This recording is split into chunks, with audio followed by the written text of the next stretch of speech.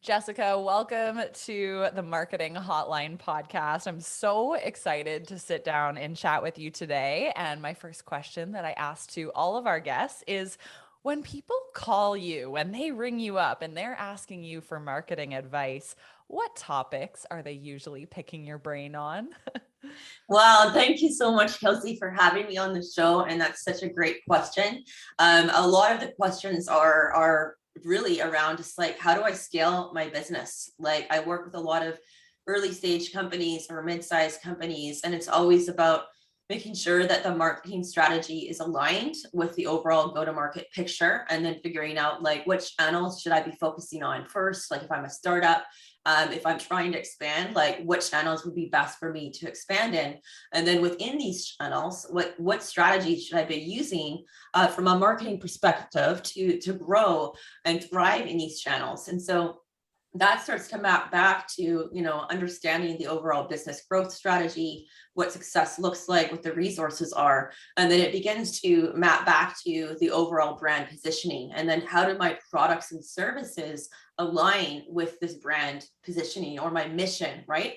And so it's a lot of alignment work, and then connecting that alignment work to being able to measure success and helping people to quickly validate early as best as we can around how do I actually establish product market fit. How can I understand quickly if this is resonating? What kind of data do I need, or what kind of tests should I be running to evaluate this? And so that's a lot of what it is. And it is becoming a lot more of a data-driven business these days for everybody. So it's about understanding like what is the right data to make the right decisions. And it's about asking the right questions, I find, in the first place.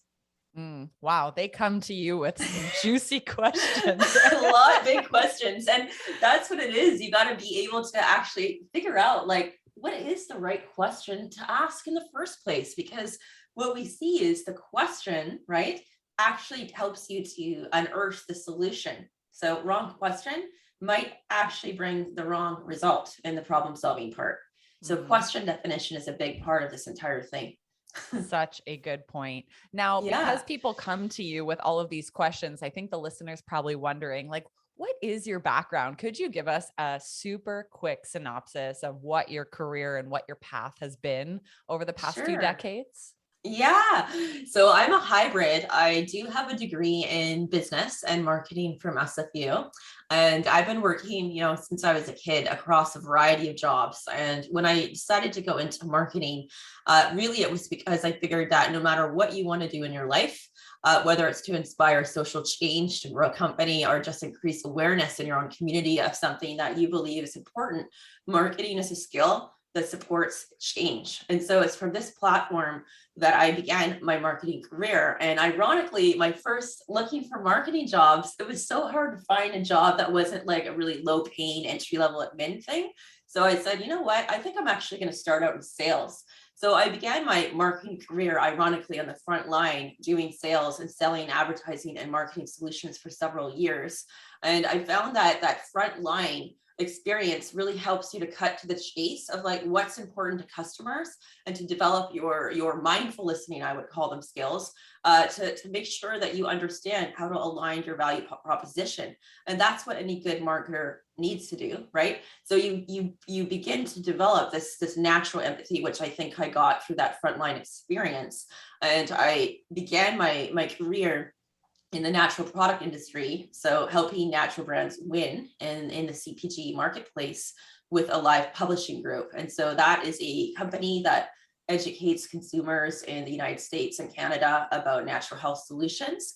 And I worked with them for several years. And then I went on to work with a high growth company at the time called Vega, which is where you and I first crossed paths, Kelsey.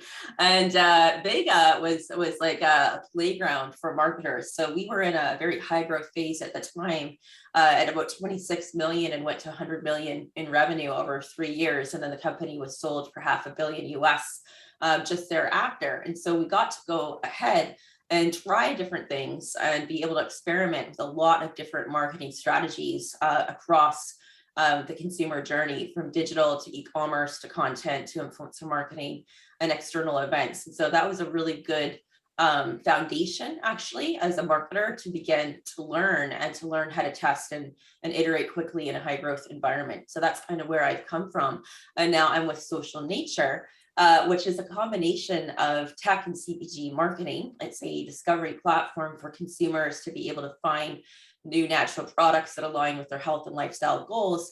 And we help them make the change or the switch, if you will, to these products through product education and trial. So it's been a fun journey. I've got to dabble a little bit in tech. I've worked with a data company out of New York City that specializes in product digitization of data and then leveraging that data to do personalized marketing across e-commerce channels. And that's been really helpful to inform digital strategies and ways to build like the right content and products to connect with target audiences. That wasn't a quick background, but I hope hopefully it was helpful. Yeah, but I think all of it was very relevant. And I love what you said, actually, where you and I first connected was at Vega, and you called it a playground for marketers. And I love that analogy because I even try to channel that in the marketing consulting that I do right now. Like, I want marketing to be as fun as it was at Vega and to be as experimental. And I always kind of try and bring that approach to everything that I'm doing. Like, how can we make this enjoyable? So that analogy of a playground for marketers, it really resonated with me because I think, a lot of people do look at marketing and they're like, oh, it's just all numbers and data and it's not fun. But I think if we can infuse that play back into it, like, it can be an enjoyable part of your business, and it can be, I don't know, just life-giving when you land on strategies that really do light you up and that really produce benefit and result for the brand. I love that you said that. And I feel like when you're coming from that place of playfulness and that energy that comes there, that's where often our best ideas come from. They might be a little out of the box or crazy even in the moment, but then you start to distill them down. And so without this playfulness, we may not have the level of innovation and risk taking that's required to be successful in marketing and business these days. Yeah, it's that fine balance, right? Yeah, like bringing that fun and playfulness and still always reflecting on what's working. So, exactly. Okay, so at Social Nature, so that's where you are today. You've kind of pioneered this concept of online to offline marketing, which is really designed to translate the growth of online product discovery into in-store sales. And in your words, you do this by bridging two trends. So first, consumers are now primarily searching for new products online. And second, the highest volume of retail sales remains at brick and mortar stores. So I love this because it's a concept that I hadn't really considered before you guys kind of brought the term online to offline marketing to my awareness. But I'm wondering, can you share more about why you are so passionate about this O to O model and who needs to be paying attention to this right now? Wow, what a great question. So I'm passionate about this model because it's got synergy around it, which when we have synergy, what we mean is, or what we get is we get more efficiencies across our marketing budgets. And we tend to get better results because one activity is feeding into another. And the online to offline marketing cycle is placing the consumer at the center of the journey. So we're deeply understanding where they're spending their time, what their pain points are, what they're searching for. And then we're mapping out the online and the offline cycle to align with what these things are. And then we're getting to build relationships with people directly because we're pioneering this cycle from a digital standpoint. Why is that important? Because with digital, we can continue to communicate after the sale. We can set up email marketing funnels where we can connect. And ultimately what we're doing, which is really important in CPG, regardless of your category, is to have direct relationships with consumers. If you're an early stage company or emerging kind of brand and you're trying to win on the shelf, you cannot be just relying on in-store traffic and hoping to get noticed. It's an absolute risk.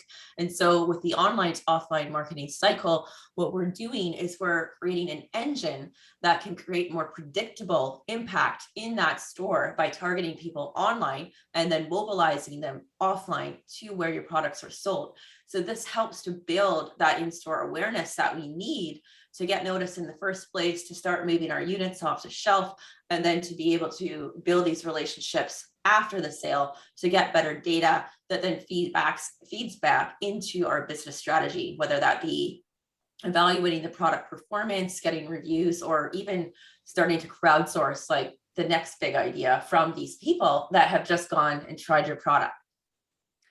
Oh, I love this so much. And I honestly like could open my cupboards right now and look at a lot of the brands that I purchase on a regular basis. And there is this hybrid of like, I'm following the brand on Instagram, or I found them on some sort of natural health marketplace or whatever the case is. And then when I was shopping in store, I saw the product on shelf and I already had this baseline level of awareness. And I was already very savvy of like what the benefits of the product were and like whether it was for me or not. And so naturally at the store level, I picked it up and bought it. But I'm sure a lot of that came from what happened before I entered the store, which was seeing the brand and interacting with it online and being on their email list, or, you know, like there's so many things that go into making a purchasing decision that you're just putting this into words for me. And I'm finally realizing like, this is how we buy these days, right? 100%. And that's why you asked me who should know this. Well, I think every company should know this because it's a simple model that you can follow and you can structure your activities across each of the stages, and it grounds it and it makes it something you can take action on. And it's aligned with what you just said, Kelsey, which is what consumers are actually doing. We're not trying to force a behavior here. What we're doing is we're actually aligning ourselves and our tactics to behaviors that are naturally happening. So you say it's a simple model and there are 4 stages. So can you quickly give us an overview before we kind of do the deep dive on each stage? What are these 4 stages? Yeah, so there's 4 main stages, and the first one is all about the online discovery process. So being able to, first of all, decide like who is my target audience, and doing a little bit of like online research, maybe some social listening, a little bit of like online focus groups to get a sense of like who your audience would be, like where are they spending their time, what are they looking for, etc. And then starting to build a content strategy around this online discovery. And so from that, we can generate demand through several different ways, and then we can mobilize that online demand that we've generated into the stores for purchase. So that's the second stage, which is the offline purchase. There's different ways to drive the offline sales through that digital funnel, basically, whether it's a free product offer or a special coupon offer or something that's going to get people's attention.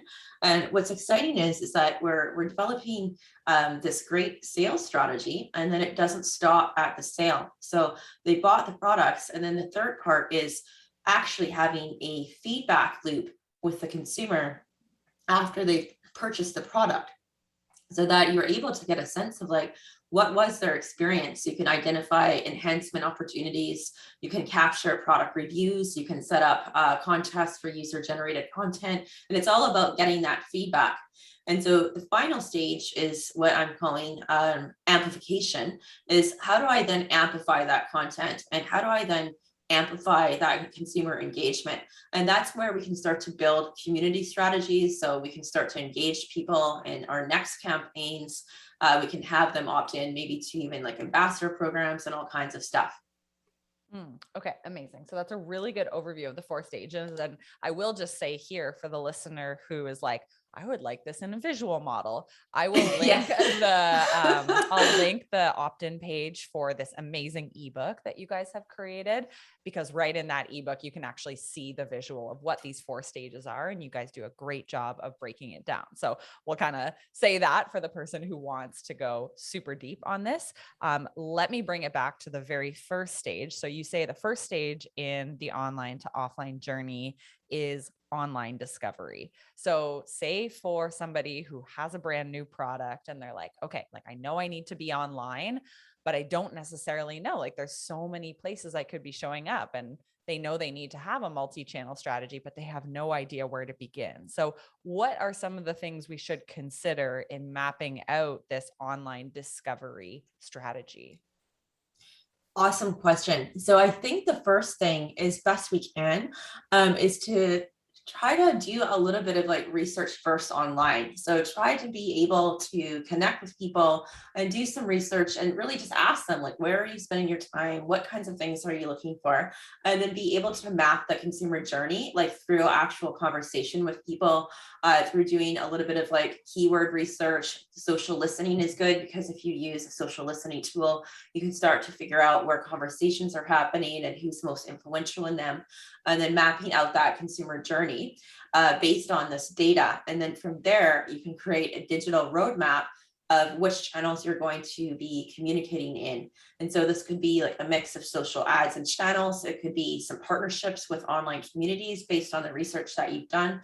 And then it will be important to have some form of SEO or content for your site, because ultimately we're trying to drive into the site to capture email. And the email acquisition, I think, is the biggest opportunity actually in this whole model, and to do it very strategically. So if we know that we want to be driving offline sales with this, then what I would recommend doing is, when we get the emails, is having people build an account. If you're not doing D2C already, then have a reason why somebody should sign up for the email, and be upfront about what your intentions are, that you are wanting to invite them into like special product launches to hear what they think, and getting them to opt in, and getting their zip codes or their postal codes, asking them like, where do you typically shop? Where would you like to buy certain types of products?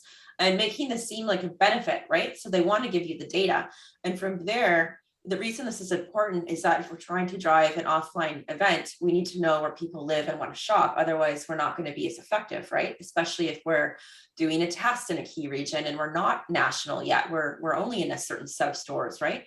So from there, that's when you can start to build these relationships and actually have like the offline piece start to happen. Cool. Okay. So you mentioned like one of the most important things is actually capturing their email once they're on your website and you're driving all this traffic to the website. Are there any examples of calls to action to get people to opt in that you've seen to be really successful? Like, what exactly should be on that pop up or that opt in that is going to compel a potential customer to give you their email, because people are so hesitant these days? Oh, great point. Yeah. I think it depends on like what your category is, like what kind of products you're selling or what kind of services you offer. So certainly like ebooks and content still work really well. Like if people are searching for advice on a specific kind of topic, and they can download an ebook, and your ebook invites them to opt in into a community of like-minded people where they're going to also get additional tips or maybe invites to like online events or webinars, or even an invitation to an offline event. I think that that can be a really good strategy. The other thing could be a straight up offer. So at Social Nature, of course, we provide free products for people to try. And so you can test out different ads with like a free sample on your own website. So that can be a quick way. It's a less on brand awareness. It's more conversion driven, of course, to get people to sign up so that they could get their free product sample. And sampling, especially in the food business, is really important. Hair and makeup, skincare stuff is also another strategy there. So sampling calls to action could be really, really good depending on the category, of course. Absolutely. And you're right. Like when I think of, again, a lot of the products that line my shelves, it's often because I had some sort of test drive of the product, a free sample. And obviously, especially with COVID happening these days, like I think brands need to get more and more creative of how they are providing that free sample, because it might not be at the store level or at a live event, but there's still so many ways to be able to deliver that experiential element, even though maybe the typical demo does not exist anymore. Totally. Okay, so second stage of the online to offline journey is offline purchase. So you've kind of mastered the online discovery strategy and you're showing up in various channels. And now we're thinking of how we drive that offline purchase, which is converting the online demand to the in-store traffic through targeted trials and offers. So I'm curious, can you give us an example of what this looks like, and how can we help consumers overcome the perceived risk of buying a new product through trial and through offers? Yes. So Social Nature is a good example of this because it's an online discovery platform that provides consumers with the opportunity to try products. So we've got 700,000, more than 700,000 consumers that have signed up. And so we're leading with education, right? They get to learn about the brand stories. They get to understand why these products are better for them. We only work with natural brands. And then they get to opt in to try the products. So having some kind of model where you are providing like an opportunity to try the product, like a free try, can be really good. And so what we'll do is we will have people opt in to try it, and then we'll give them a free product voucher that is available at a store that they already want to shop for the product at. So it's a really targeted mechanism because we're not asking people to go into a store that they don't already shop at. We're not trying to push an offer at somebody that they don't really care or never opted in the first place. So that works really well. And I'll just kind of restate that again. We lead with education, you get them to opt in, and then you make sure that your offer is aligned with where they already want to go to buy or shop or look at these products. If you can do that well, that's one of the most effective ways to do that. Other brands might leverage like, kind of treasure hunt type things. Like maybe you've got an SMS strategy and you've got like, a flash sale or Black Friday type thing. And it's like, hey, we've got this cool offer, like it's only available this week, keeping it really high offer, super cool, making it feel exclusive. You've got to get in there during these days, like creating urgency can be another tactic that works well. I think that would work best if you already have like larger scale distribution where a broader strategy like this can work well. And the geo targeting maybe is a little bit less important. So cool. And is there an Mm. example of a brand that has done this really, really well? So, to be honest, it's hard. A Yeah. lot of brands are struggling with this in the sense that they're doing like social ads and trying to geo target them into stores, but they're having a problem measuring the impact. So it can be difficult if you're Yeah. a new brand and don't have a ton of distribution, right? If you're a larger brand, like I mentioned, then this is a little bit easier because you've already got enough doors and kind of brick and mortar awareness by virtue of like being in market to leverage these things. So what we have found, one of our clients actually, Sweet Nothings, they had a wonderful success with us, and we've got a lot of case studies on the socialnature.com website. So this company had to pivot from food service during COVID when all of that was shut down and head into the retail market. So they were a super new company, like just getting launched in retail. And when we worked with them, we found we got 31,000 consumers that fit their target audience to opt in a matter of weeks to try the product. Wow. And 98% of them were new to the brand. And they were in a 7 division test at Kroger. And so this worked really well because this demand was mobilized like quickly, as I mentioned before, in that more predictable way to get the consumer to go into the store and try the product. And as they got to try the product, the company got a bunch of data on their pricing model, on their experience. And then Kroger ended up putting them into a 15 division full rollout after. Okay, I know what the listener is thinking. How did you get 31,000 people to opt in? Isn't that crazy? Yeah. It's so wonderful. I think because we build a community in the first place. So this Ah, is where like this community strategy, like as best we can, regardless of what size company you are, it does take time to build a community. It is an investment, of course. It's having the community ready in the first place. So trying to build those relationships, whether it be like really cool content or like bringing them into some kind of like online events and things like that, or partnering with other like-minded communities can help you. And then you're able to basically, mobilize that community, if you will. yeah.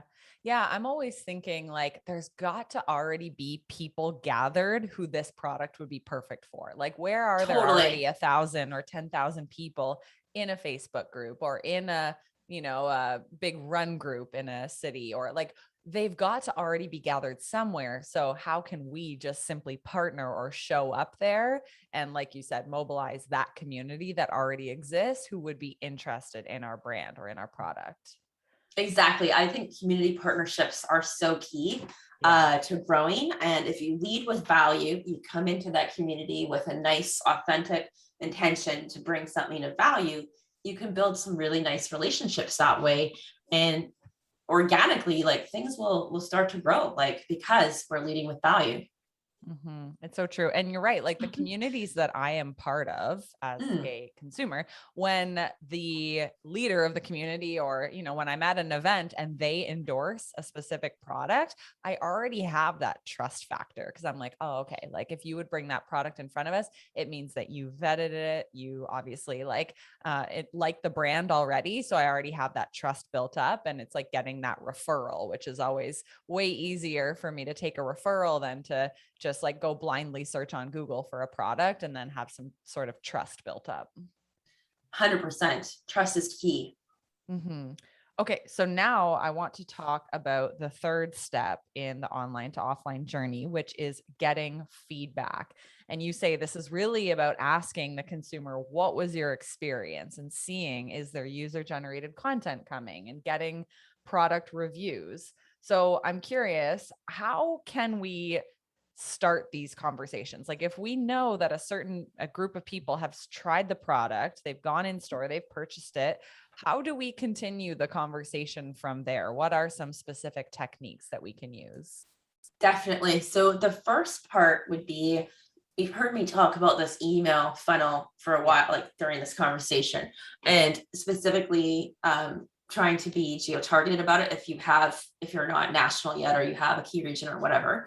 So imagine we built our community, we've brought, whether it's through partnerships or content or whatever it is, people have now joined our community. They've let us know that they're interested in our brand and our products and where they shop. So the next step is to give them an offer and a straight call to action to go get the product. So what you can do is you can actually set up like your email sequences to be timed so that you can follow up with them after you think they would have gone into that store. So kind of setting up, Okay. assuming, Janet clicked and opened on the email, whatever on Tuesday, maybe a week later or 2 weeks later, I check in with Janet and I see like, hey, Janet, what was your experience like? And we want to time this based on what we think the product usage period would be. If it's going to be like skincare, it might be a little bit longer to feel like I can give a review compared to eating a snack bar. So we can actually follow up with them because we invited them with this offer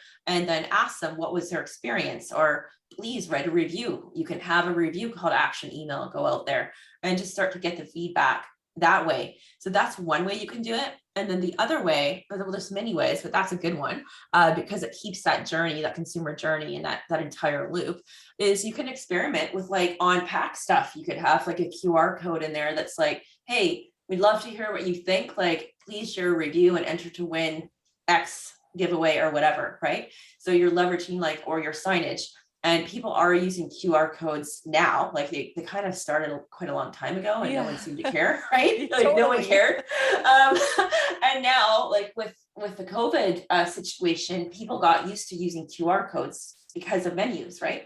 So Yeah. it's not like people don't use them anymore. They're using them all the time now. And that behavior has been trained with people that own smartphones. And a large part of the population now, regardless of income, does own a smartphone. It's become necessary for people, right? So using QR codes and like kind of offline calls to action with like a QR or something can be another way that we can start getting this conversation happening.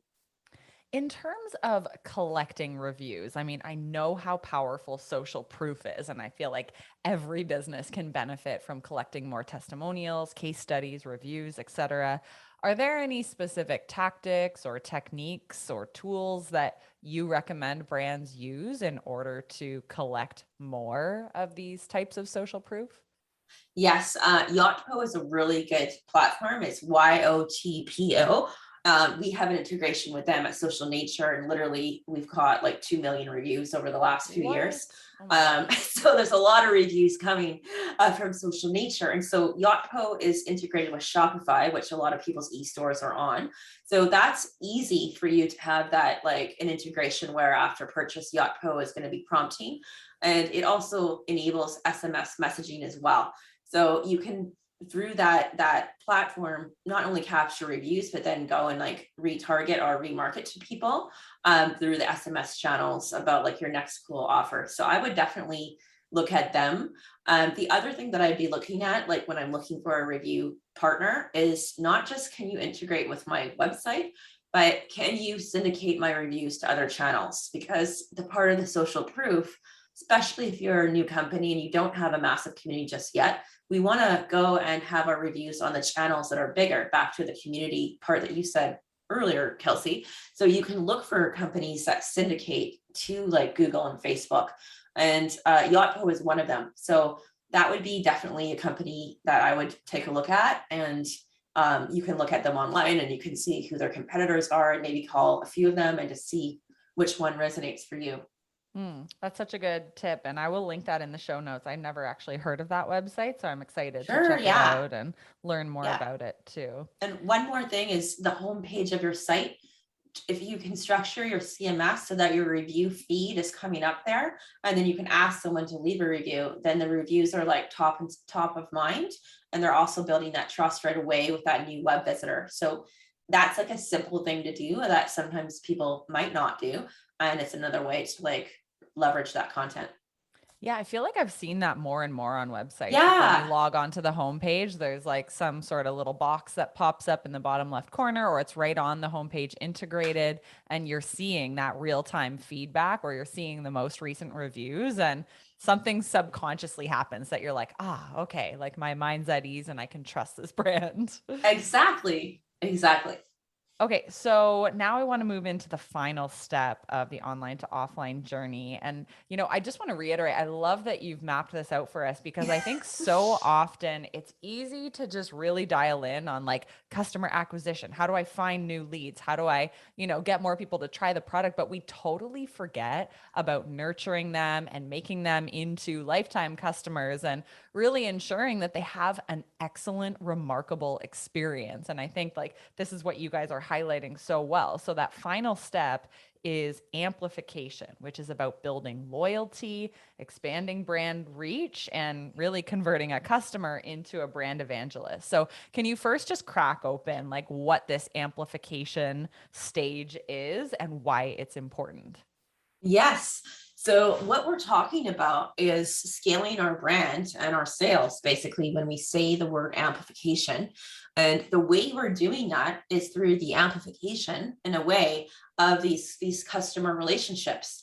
So, they are the advocates and they are the ones that are going to be helping us grow, right? It's very simple, but it's something that we sometimes forget about when we just get stuck in numbers, as you said, right? So what we want to be doing is thinking about like, how can I mobilize my existing customer base to continue to grow my business? And I know that sounds like very simple. However, if you think about it from a relationship and it's a two-way street, it's not just you talking at them, but you starting to invite them into a conversation with your company. You can start to involve them in your innovation, like set up an innovation lab, invite people in and prototype and test different things, ask them about what different formats, problems, like really involving them in that is a great way to build products that people actually want, right? And once you launch them, you can thank the people and report back to them what your progress has been. So that's like one way to think about it. And I think other ways are just to continue to nurture them with like relevant content. So asking people what would be helpful to them, and then creating content, events, etc., that would be related to that can be good.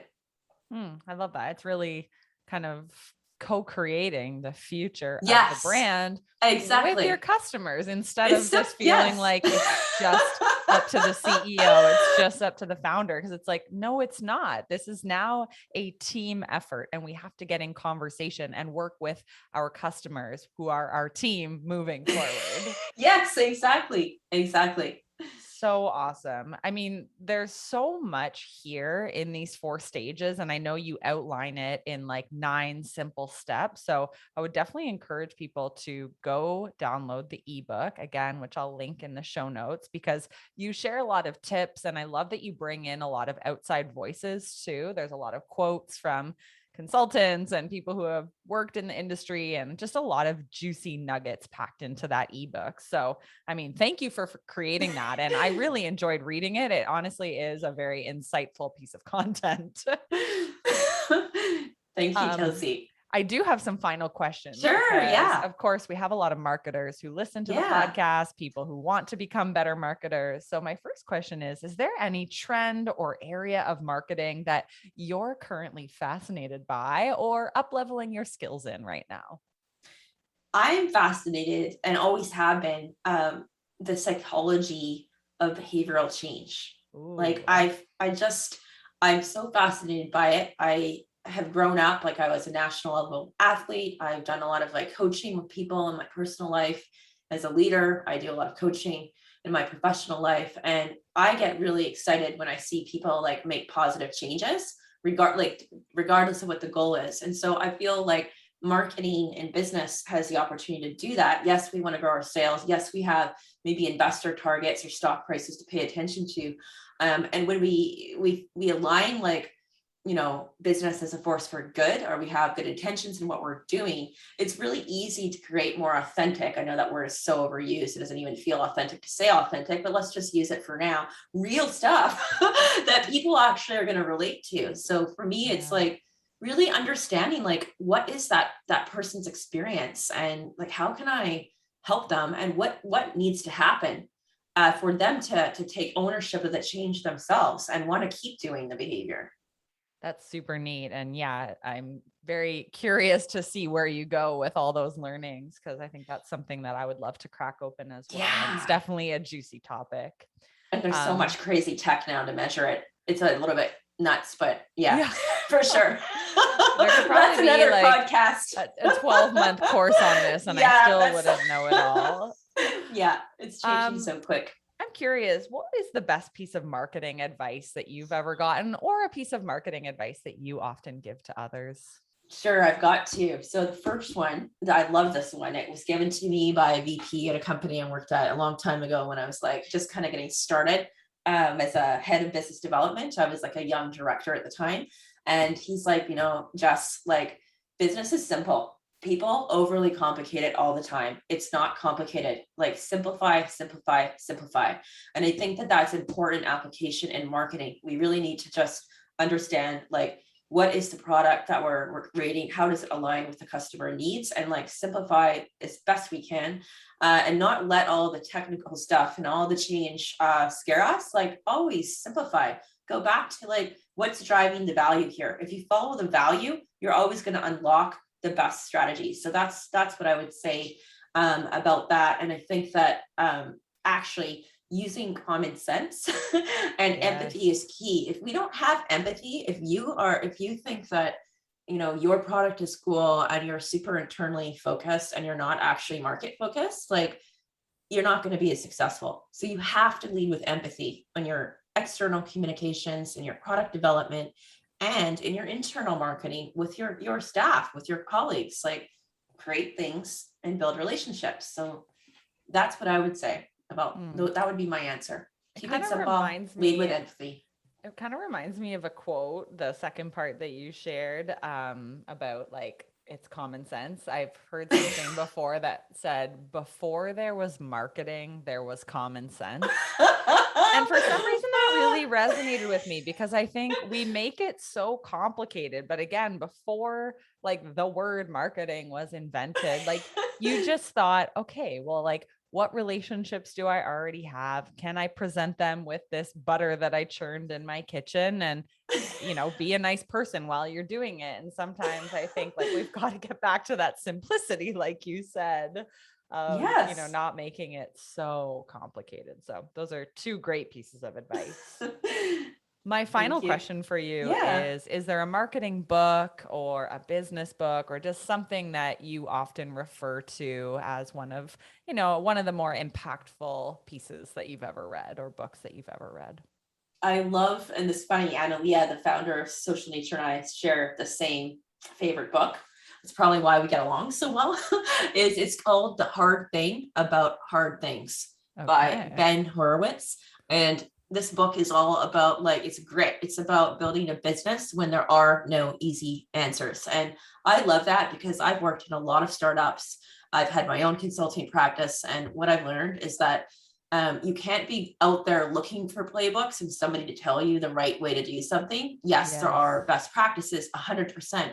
But if you're looking for that ideal solution, like, you're not going to find it because things change too quickly. There's never going to be enough data. There's never going to be this clear signal. You can get decent signals, but it's not ever going to be 100% predictable. That's just the way business is and life is. So it's learning how to have a skill to be able to adapt to that kind of environment and to be able to have the courage, if you will, to take chances, like take risks, experiment, and don't be afraid to fail. Being afraid of failure kills innovation. We have to be afraid, or not afraid, excuse me, to go out there and try stuff. And that's what I've done in my marketing career. I've literally done stuff I've never done before. I just made it up and I'm like, let's just give it a try. And it works. It works because you use common sense. You go back to what's driving the value in the first place. What are the goals? And then you create things from there. And so that book is amazing. It's an easy read. It's got a ton of war stories from founders of companies, and anybody in business I would highly recommend it.